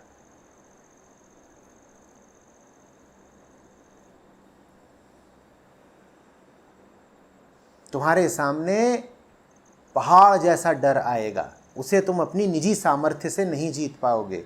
तुम थम जाना, तुम्हारा थमना ही परमात्मा को पैगाम होगा, वो मदद भेज देगा। तुमने नहीं जीता पहाड़ को, जीता किसने है? उसकी अनुकंपा ने, उसने जो मदद भेजी उसने जीता पहाड़ को। लेकिन वो मदद तुम्हें इसलिए मिली क्योंकि तुम थम गए। तुम भाग जाते तो मदद नहीं मिलती, वास्तव में मदद तब भी मिलती, अब उतरी है मदद, लेकिन तुम तो भाग गए। अब मदद आके खड़ी हुई है, तुमको देख रही, कहां गया, कहां गया? कि जैसे किसी घर में आग लगी हो और तुम ऊपर की मंजिल पे फंसे हुए हो। एक बार मेरे साथ हुआ था ये, भोजस्थल में लगी थी आग, 5-7 लोग थे, अनुश्री भी थी, भयानक आग, उसमें मौत भी हुई एक की। नीचे की मंजिलों से लगी थी और ऊपर को बढ़ती आ रही। हम सबसे ऊपर पहुंच गए, न इधर कोई इमारत है न इधर कोई इमारत है। अब वहां से बचने का एक ही तरीका था कि कूद जाओ 4थी मंजिल से नीचे। और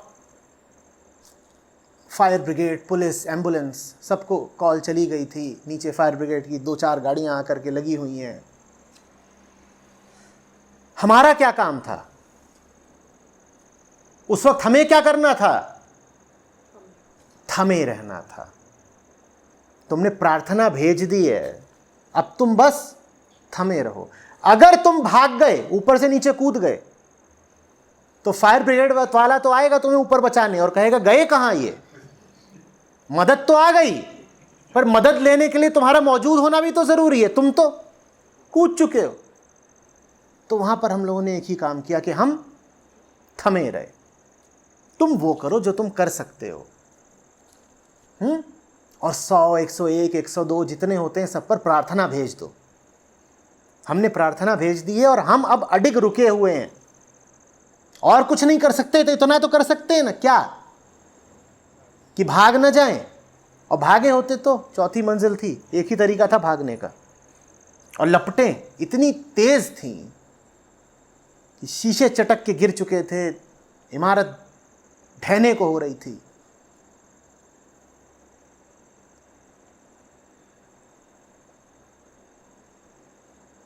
जानने वालों ने कई बार इंसान के मन को और जीवन को, दोनों को कहा है जलता हुआ घर।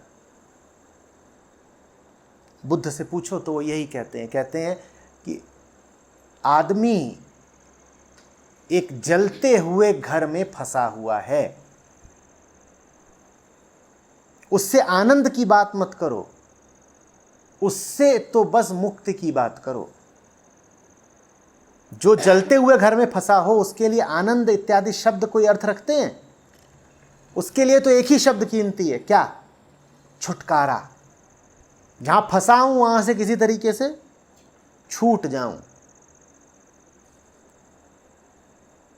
जलता हुआ घर, खुद तो तुम बाहर निकल भी नहीं सकते। हाँ, निकालने वाले को तुमने फरियाद भेज दी है कि फंस गए हैं, निकाल दो। वो कह रहा है निकालने के लिए तो हम पहुंचेंगे, सवाल बस ये है कि क्या तब तक तुम थमे रहोगे?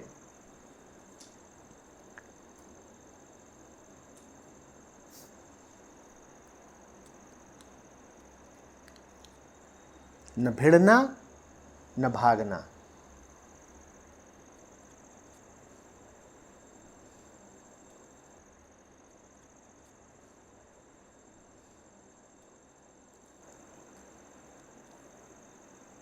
और ये सारी बातें सिर्फ उनके लिए हैं जिन्होंने भांग धतूरा नहीं चढ़ा रखा। नहीं तो घर जल भी रहा हो तो भी तुम्हारी बेहोशी नहीं टूटेगी।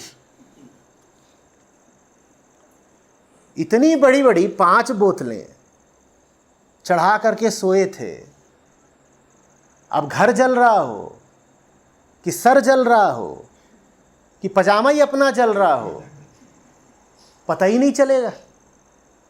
इसीलिए तुम पाते हो कि संसार बड़े सुख में है, वो सुख स्वप्न में है। जैसे कि किसी को इतना नशा हो कि उसे ये भी ना पता चले कि वो जल रहा है। देख पा रहे हो, घर जल रहा है, सर जल रहा है, पजामा भी जल रहा है, लेकिन नशा इतना गहरा है कि सुख स्वप्न लिए जा रहे हैं। आहा, सपने में सब बढ़िया है, दुनिया ऐसे जीती है, सब जल रहा है लेकिन सुख का सपना टूट नहीं रहा। मेरी सारी बातें उनके लिए हैं ही नहीं जिन्होंने नशा बहुत कर लिया है। उन्हें न तो भागना है, न बचना है, न भिड़ना है। मैंने तो यही कहा ना भागना न भिड़ना। वो कहेंगे भाग कौन रहा है? मैंने कहा भिड़ मत जाना। वो कहेंगे भिड़ कौन रहा है? हमें न भागना है न भिड़ना है, हमें तो सोना है। सोने और थमने में बहुत अंतर है,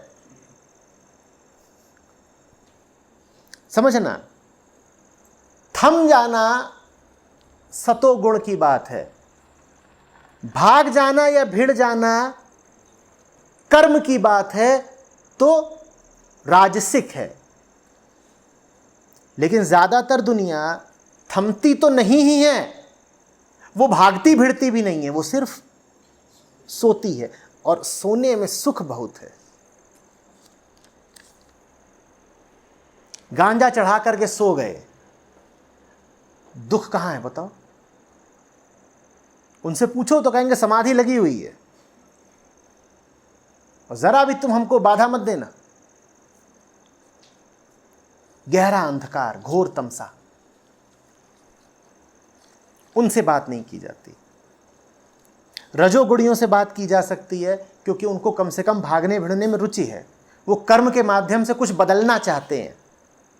रजोगुणी आदमी बदलने में रुचि रखता है ना, तभी तो कर्म करे जाता है वो, कि ये बदल दूं, घर में जरा नया कुछ सामान लगा दूं, रंग रोगन कर दूं। रजोगुणी की रुचि किसमें है? बदलाव में। सतोगुणी की भी रुचि बदलाव में है, पर वो असली बदलाव लाना चाहता है। रजोगुणी की भी बदलाव में है, भले ही वो नकली बदलाव लाना चाहता हो। जो तामसिक मन है उसे बदलाव चाहिए ही नहीं, वो कहता है जो चल रहा है बिल्कुल ठीक है, हमें सोने दो।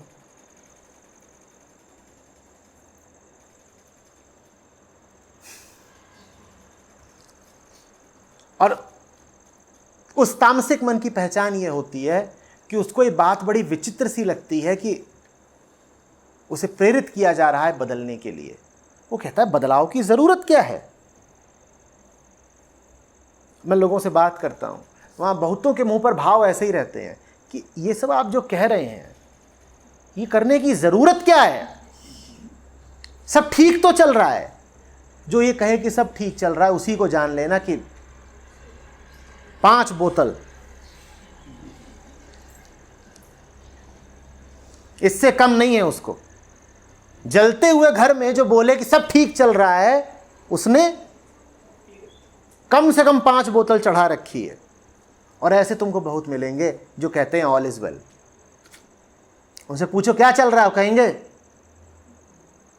बस बहुत बढ़िया। उनको ये भी नहीं पता कि पीछे ही आग लगी हुई है।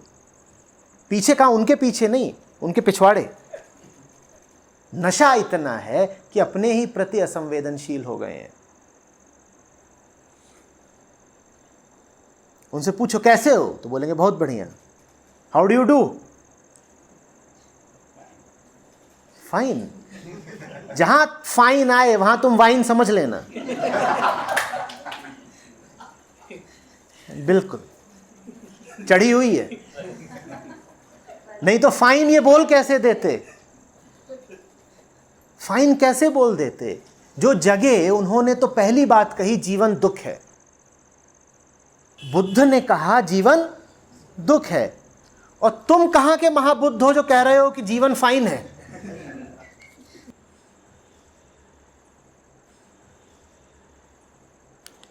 पर देख रहे हो ना प्रचलन, कोई मिलता है जिससे सुबह सुबह पूछो क्या हाल है, सुबह सुबह निकलते हो और कोई सामने आता है तो यही तो पूछते हो, वर्मा जी कैसे हैं? बढ़िया। तुम बोलो ठीक, ब्रांड, और आगे बढ़ जाना। कम से कम उनको थोड़ा अचरज तो होगा कि ये क्या बोले, ब्रांड माने क्या पता इसी बात से जग जाए।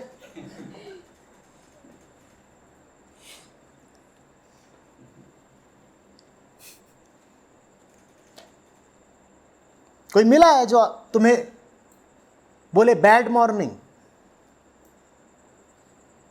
यहां तो शुरुआत ही होती है, मॉर्निंग भी गुड है, आफ्टरनून भी गुड है, इवनिंग भी गुड है, उसके बाद नाइट भी गुड है। परमात्मा वहां बैठ करके ताज्जुब मना रहा है, कह रहा है यहां गुड चल रहा है, ये गुड है। ये मृत्यु लोक में, नरक लोक में, ये जब देखो तब बताते रहते हैं कि सब गुड है, ये भी गुड है, वो भी गुड है। इन पगलों को पता भी नहीं कि कितना बैड है। देखिए, दो मन होते हैं, एक वो जो गुड गुड इसलिए बोलता है क्योंकि उसे बैड का अंदाजा ही नहीं है, पता ही नहीं है, वो अंधा है, वो नशे में है, वो अचेतन है, वो असंवेदनशील है, बेहोश है। वो बेहोश है तो वो बैड को भी गुड बोले जा रहा है। और दूसरा संत होता है, संत भली भांति जानता है कि बैड है, बुराई है, दुख है, लेकिन वो वहां जाकर बैठ गया होता है जहां न बैडनेस न गुडनेस पहुंचती है। वो वहां जाकर बैठ गया होता है जहां न सुख न दुख पहुंचता है। तो संत को हक है, मात्र संत को ही हक है ये कहने का कि सब ठीक है। संत कहे सब ठीक है तो ये उसका परम ज्ञान है, छोटा ज्ञान नहीं, साधारण ज्ञान नहीं। संत कहे यदि कि सब ठीक है तो ये बात परम ज्ञान की है। वो ये कह रहा है कि भले ही सब कुछ अव्यवस्थित दिखता हो, भले ही चारों तरफ अराजकता हो, मृत्यु हो, दुख हो, लेकिन फिर भी संभव है दुख से अछूता जीना। और चूंकि संभव है दुख से अनछुए रहकर जीना, तो वो कहता है सब ठीक है। ये संत की बात है। संत बोले सब ठीक है तो जानना कि उसे दुख पता है, लेकिन वो दुख से निर्लिप्त है। और जब कोई साधारण संसारी मिले और उससे तुम पूछो केम छो, और वो बोले मजा मार, तो कहना ये 5 बोतल से नीचे इसका खेल नहीं है।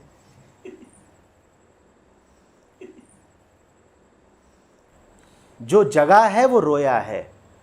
और अगर तुम्हारे जीवन में अभी आंसू नहीं है तो इसका मतलब बेहोशी बहुत गहरी है। जब तक तुम्हारे जीवन में आंसू नहीं आएंगे तब तक तुम्हारे जीवन में प्रौढ़ता भी नहीं आएगी, तब तक तुम बच्चे जैसे ही रहोगे। तुम्हारी शक्ल भी बच्चे जैसी रहेगी, तुम्हारी बोली, मन, भाव भंगिमा सब बालक समान रहेंगे, तुम बड़े नहीं हो पाओगे। बड़े तो रोकर ही होते हैं। जो जगेगा वो रोएगा, जो जगेगा उसमें एक गंभीरता आ जाएगी। महावीर को, बुद्ध को कभी खिलखिलाते देखा है? कल्पना भी कर सकते हो कि जीसस अट्टहास कर रहे हैं, या कि रमण महर्षि। सौम्य मृदुल मुस्कुराहट दूसरी बात है, वो तो इतनी हल्की कि पता भी न चले, वो दूसरी बात। सुखी हो जाना, प्रसन्न हो जाना बिल्कुल अलग बात है। वहां तुम ये नहीं पाओगे। वहां तो समस्त संसार के दुख के प्रति करुणा है।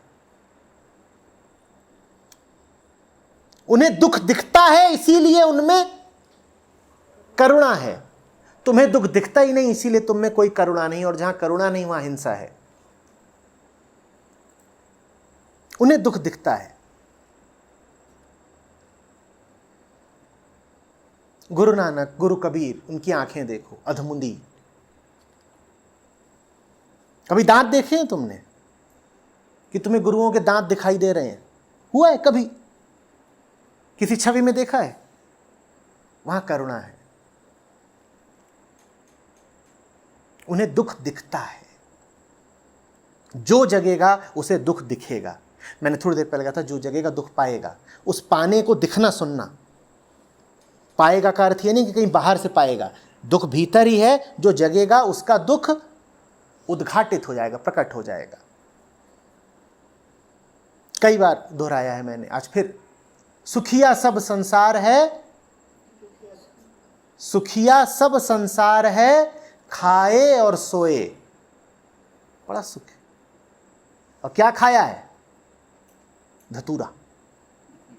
सुखिया सब संसार है, खाए और सोए। दुखिया दास कबीर है, जागे और रोए।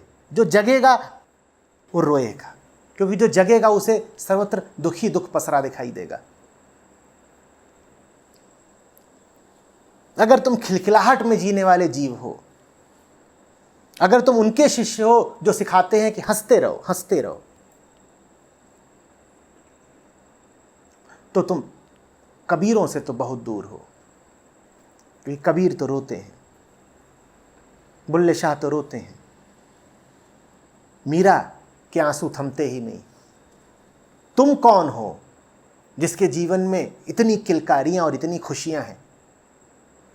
मीरा तो रोती है, तुम कौन हो?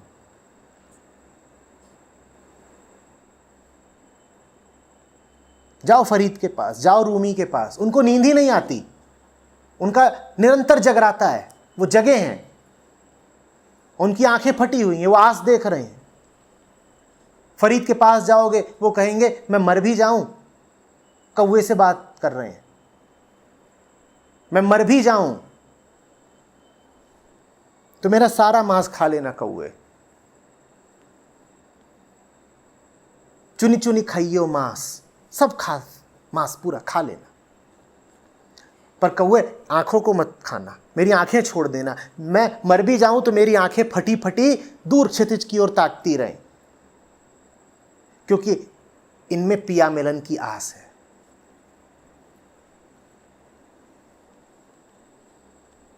उनको तो दिख रहा है कि पिया दूर हैं, उनको तो दुख है, वियोग है। और तुम्हारे सामने जरा दुख आता है, भले ही ध्यान में दुख आया हो, तो तुमको घबराहट हो जाती है।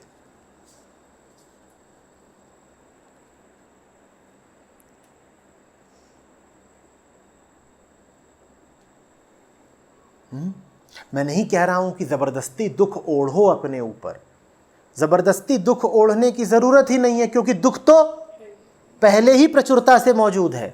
और कितना लाओगे? और ला भी नहीं सकते, वो अधिकतम है, वो सैचुरेशन पर है। बस जरा कहां है? छुपा हुआ है। अब ये तुमको चुनाव करना है, इसके आगे की बात तुम्हारी है। चाहो तो उसे छुपा ही रहने दो, और अगर वो छुपा रहेगा तो ऊपर ऊपर सुख रहेगा, ऊपर ऊपर सुविधा रहेगी। चाहो तो खाओ और सो, सुखिया सब संसार है, खाए और सोए। चाहो तो ऐसे जी लो, और चाहो तो एक एक करके ध्यान में, सत्संग में, अध्यात्म में, भक्ति में परतें हटाते जाओ। जितनी परतें हटाओगे उतना सामना होगा दुख से। चुनाव तुम्हें करना है कि पर्दे पड़े रहें या रास फाश कर दें, चुन लो।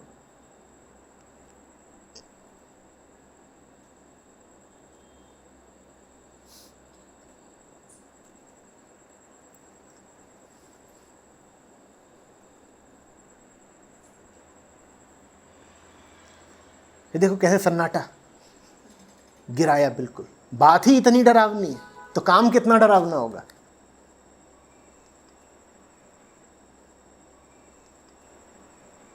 अभी आप में से कुछ लोग मुस्कुरा रहे हैं, जो मुस्कुरा रहे हैं उनकी मुस्कुराहट में कुछ बात है, क्योंकि ये मुस्कुराहट सुख देखकर नहीं आ रही, ये मुस्कुराहट दुख के सामने आ रही है। अभी सारी बात हुई है दुख से साक्षात्कार की, और दुख से साक्षात्कार करते हुए भी जो मुस्कुरा ले वो बुद्ध हो गया। दुख सामने है, ऐसा नहीं कि हम दुख के प्रति अंधे हैं, हमें दुख दिख रहा है, दुख दिख रहा है, हम मुस्कुरा रहे हैं। इस मुस्कुराहट में जो सुंदरता है उसकी बात क्या, इस मुस्कुराहट में प्रौढ़ता है, वयस्कता है। अब ये इंसान की मुस्कुराहट नहीं है, ये ऐसा है जैसे भगवान मुस्कुराए हो। जो खुशी में मुस्कुरा रहा है उसकी मुस्कुराहट 2 कौड़ी की है। दर्द में मुस्कुरा दे जो, उसकी मुस्कुराहट को समझना कि ऊपर वाला मुस्कुराया है। तो न मैं दुख का पक्षधर हूं, न मैं हंसी के खिलाफ हूं, मैं होश का पक्षधर हूं और बेहोशी के खिलाफ हूं। मैं कह रहा हूं तुम होश में मुस्कुराओ, तुम्हारी मुस्कुराहट लाजवाब है। और मैं कह रहा हूं तुम अगर बेहोशी में ठट्ठे मारोगे, खुशियां दिखाओगे, तो लानत है ऐसी खुशियों पर। दुर्भाग्यवश ज्यादातर खुशियां बेहोशी की होती हैं। दुर्भाग्यवश सत्य जब सामने हो, ध्यान जब गहरा रहा हो, दुख जब प्रकट होता हो, तब हम श्रद्धा नहीं दिखा पाते मुस्कुराने की। आंसू झर रहे हो और तब तुम मुस्कुरा दो, क्या बात है, फूल खिलाया, रजनीगंधा, रात की खुशबू, बहुत जोर की नहीं, अंधेरा पसरा हुआ है, अंधेरा पसरा हुआ है, और बीच में छोटा सा धवल सफेद फूल दिए की तरह हल्के से मुस्कुरा रहा है और तुम्हें खुशबू आ गई। अब बात दूसरी है।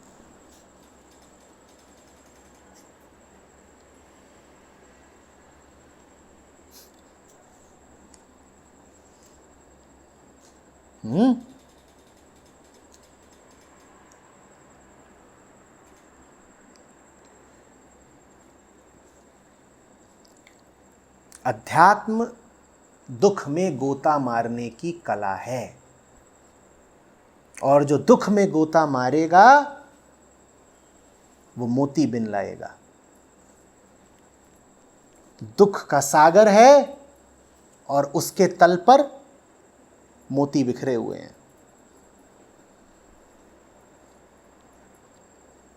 उसी को तो कहा है, जो बौरा डूबन डरा रहा किनारे बैठ।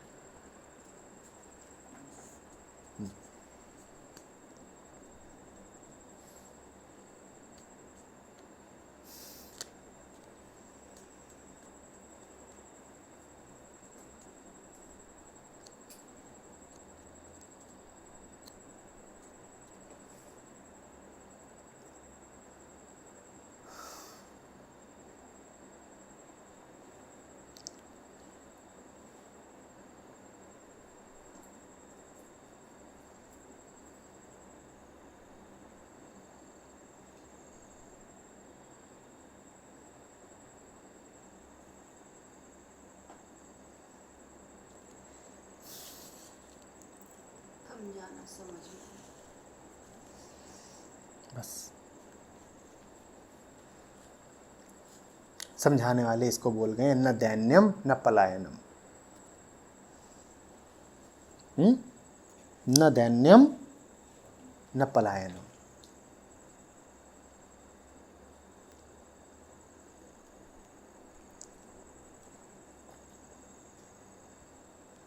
इसीलिए अध्यात्म के नाम पे बहुत कुछ जो आपको आजकल देखने को मिलता है वो वास्तव में कुछ नहीं है, सुख की कोशिश है, इसीलिए बहुत झूठी है। वो एक तरह की आध्यात्मिक पार्टी है, आओ नाचो, जोर जोर से हंसो, उन्मत्त हो जाओ इत्यादि।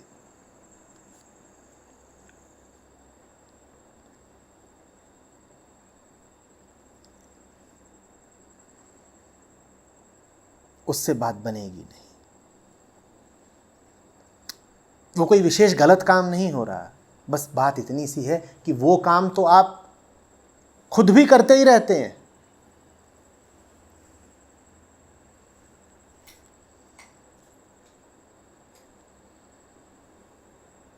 तो क्या लाभ हो जाना है?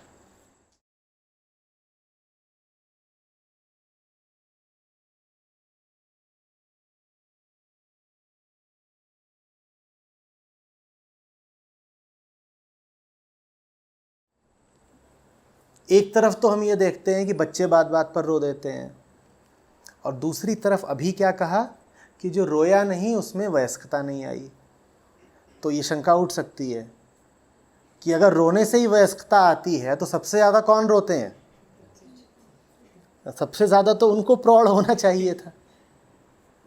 अच्छा सवाल है। बच्चे के रोने में गहराई नहीं है। दो तरह के दुख होते हैं, इसको अच्छे से समझ लेना। पहला दुख होता है संसारी का दुख, और दूसरा दुख होता है ध्यानी का दुख। ये भेद बिल्कुल साफ साफ जान लेना। पहला दुख होता है संसारी का दुख, और दूसरा दुख होता है ध्यानी का दुख।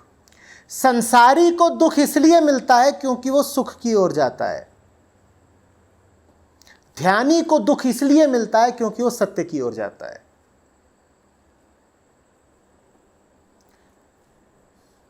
छोटा बच्चा क्यों रोता है? बहुत जोर से भागा चिड़ैया के पीछे, चिड़िया चिड़िया चिड़िया चिड़िया, भागा और गिरा। गिरा तो लगी घुटने में, छिल भी गया। अब क्या है? अभी थोड़ी देर पहले तो किलकारी थी, सब गुलजार था, चिड़िया चिड़िया चिड़िया। और अभी क्या है? कैसे रोते हैं बच्चे गिरने के बाद? कैसे रोते हैं?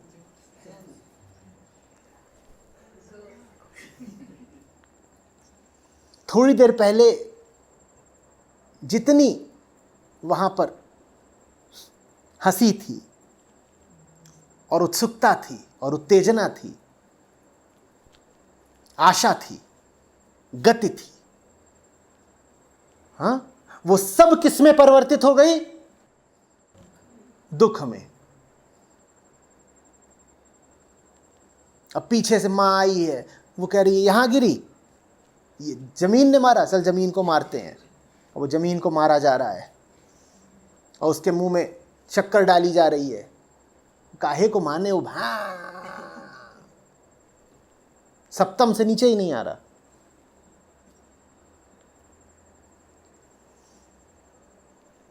ये दुख मिला है किसके साथ? सुख के साथ। ये संसारी का दुख है। संसारी सुख की चेष्टा करता है और क्या पाता है? दुख। ध्यानी का दुख दूसरा है। मैं तुमसे जिस दुख का सामना करने को कह रहा हूं वो संसारी का दुख नहीं है। याद रखना प्रश्न क्या आया था? प्रश्न आया था कि ध्यान करती हूं तो डर लगता है। मैं किसके दुख की बात कर रहा हूं? मैं ध्यानी के दुख की बात कर रहा हूं। ध्यानी का दुख संसारी का दुख नहीं है। संसारी का दुख तो बच्चे का दुख है कि चिड़िया पाने निकले थे और चोटिल हो गए। 4 दिन तक घूम रहे थे कि चिड़िया मिल गई है, 5वें दिन चिड़िया छोड़ के चली गई है तो पंखे से लटक रहे हैं। देखा है ना, बागों में घूम रहे होते हैं चिड़ा चिड़िया, 5वें दिन चिड़िया फुर। चिड़ा कह रहा है कि यही पंखा है, यही ये मुक्ति दिलाएगा। सुख चाहा, दुख पाया, क्योंकि द्वैत का नियम है कि दुख तो सुख की छाया है। जहां सुख है वहां दुख अनिवार्य है। यह संसारी का दुख है। उसे दुख मिलता है झटके की तरह। भौचक्का रह जाता है, सदमा लग जाता है, शॉक। क्योंकि पाने क्या चले थे? सुख। और मिल क्या गया? कि गए उस कमरे में घुसे कि वहां प्रियतमा मिलेगी और वहां बैठी थी चुड़ैल। जितनी आस लगाए घुसे थे और जितनी उमंग के साथ, उससे दूनी तेजी से बदहवास भागते नजर आ रहे हैं। ये संसारी का दुख है। सुख चाहा, दुख पाया। और याद रखना, जो आज प्रिय है वो कल अप्रिय ना हो जाए, ये हो नहीं सकता। अभी अगर दिन है तो थोड़ी देर में रात ना हो जाए, ये हो नहीं सकता। संसार का नियम है, यहां सब कुछ परिवर्तनशील है, कुछ ठहरता नहीं। ध्यानी का दुख प्रौढ़ का दुख है, वयस्क का दुख है, बड़े का दुख है, ग्रोनअप का दुख है। वो दुख झटके की तरह नहीं आता, वो दुख सुख की खातिर नहीं आता। वहां तुम जानते बूझते दुख में गिरते हो। वहां यह नहीं होता कि अरे धोखा हो गया, दुर्घटना हो गई। वहां दुर्घटना नहीं है, वहां तुम जानते बूझते कह रहे हो मुझे फना होना है। दुर्घटना में चोट नहीं लग गई, हम खुद रणक्षेत्र में उतरे थे सर कटाने को, यूं ही नहीं चोट लग गई कि भाग तो रहे थे तितली के पीछे और जरा गिर गए तो खून निकल आया। ना ना ना ना ना, ये अनजाने में नहीं हो गया है, ये संयोगवश नहीं हो गया है। हम जानते थे कि हम जहां जा रहे हैं वहां हमें दुख मिलेगा, पर हम वो सूरमा हैं जो अपने हाथों अपना गला काटता है। मिले हो ना कबीर के सूरमा से? वो ये थोड़ी कहता है कि सो रहे थे कोई गला काट के ले गया, या कि लड़ रहे थे तो कोई सर पे चढ़ा और गला काट ले गया। वो तो कहता है कि हम रणक्षेत्र में जाने से पहले खुद ही अपना गला काट देते हैं। हम इंतजार ही नहीं करते कि दुश्मन आके हमारा गला काटे। कबीर से पूछोगे कि आपका सूरमा कैसा है, वो कहेंगे वो ऐसा है कि वो पहले अपना गला काटता है, सर अलग रख देता है, उसके बाद कहता है अब लड़ने जा रहे हैं, अब मरने का कोई डर ही नहीं, तू मेरा बिगाड़ क्या लेगा। अब लड़ते हैं हम, और उसकी लड़ाई फिर अथक अनंत होती है। कबीर साचा सूरमा लड़े हरि के हेत, पुरजा पुरजा कट मरे तबहु न छाड़े खेत। उसका पुरजा पुरजा कट रहा है, वो मर रहा है, लेकिन वो छेड़ के नहीं भागता रण क्षेत्र को, खेत को।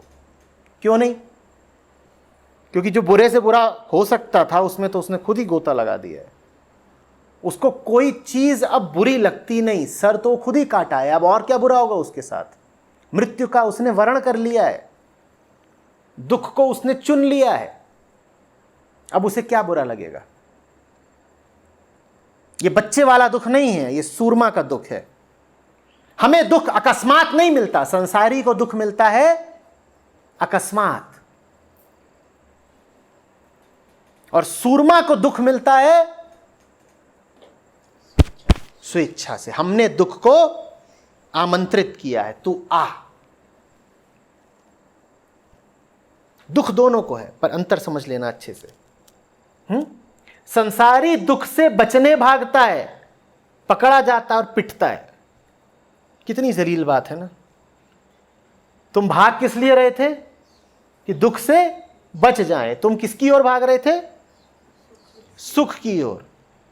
तुम भाग रहे हो सुख की ओर, बड़े लालायित, और पीछे से दुख आया, उसने तुमको पकड़ा और एक चांटा, और अब तुम भैं भैं छाती पीट रहे हो। ये संसारी का दुख है, इसमें कोई गरिमा नहीं है। इसमें कोई गरिमा, इसमें कोई गौरव है कि चाह तो रहे हैं प्रसन्नता और मिल गया शोक, आस तो लगाए बैठे हैं कि खुशी मिल जाए, मिल गया अफसोस, बच बच के भाग रहे हैं। जैसे कोई चोर हो, उसको भीड़ ने पकड़ रखा हो, बार बार बच के भागता हो, फिर कोई पकड़ लेता और दो, और फिर भागा वो, और फिर पकड़ा गया, उसके कपड़े चीथड़े हो गए। कितना गौरवमयी दृश्य है ये, बताओ कितना गौरव है इस दृश्य में। बोलो, और उसके यहां से खून बह रहा है और आंख काली हो गई है।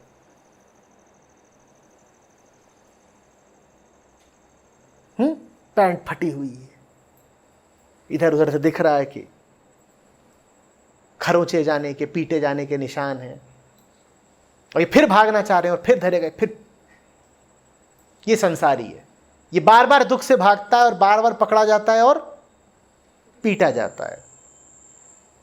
और अब तुलना कर लो इसकी कबीर साहब के सूरमा से। सामने उसके खड़ी है फौज दुख की, और वो अकेला निहत्था खड़ा होकर कह रहा है हम आ रहे हैं, हम आ रहे हैं, जो कर सकते हो कर लेना। क्या कर लोगे? इसमें गरिमा है, इसमें भव्यता है, यहां तुम्हें परमात्मा दिखाई देगा। चोट दोनों को लग रही है, वो जो चोर पिट रहा है चोट उसको भी लग रही है, और जो सूरमा घाव खा रहा है और पुर्जा पुर्जा इसका कट रहा है चोट इसको भी लग रही है। पर जमीन आसमान का फर्क है कि नहीं?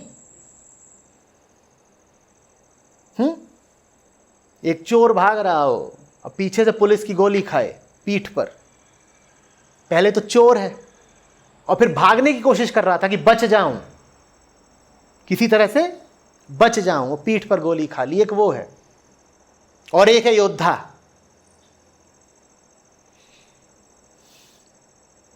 जो ससम्मान लड़ रहा है, गरिमा और मर्यादा के साथ लड़ रहा है, और जानता है कि खतरा पूरा है फिर भी खतरे की ओर बढ़ रहा है और छाती पे गोली खा रहा है।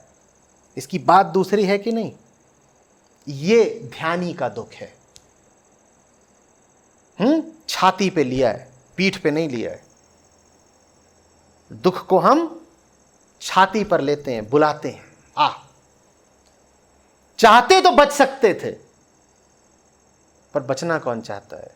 और संसारी चाहता था बचना, बच पाया नहीं। अंतर देख पा रहे हो ना? संसारी दुख से बचना चाहता था, बच पाया नहीं, क्योंकि उसे सुख चाहिए, और सुख माने दुख।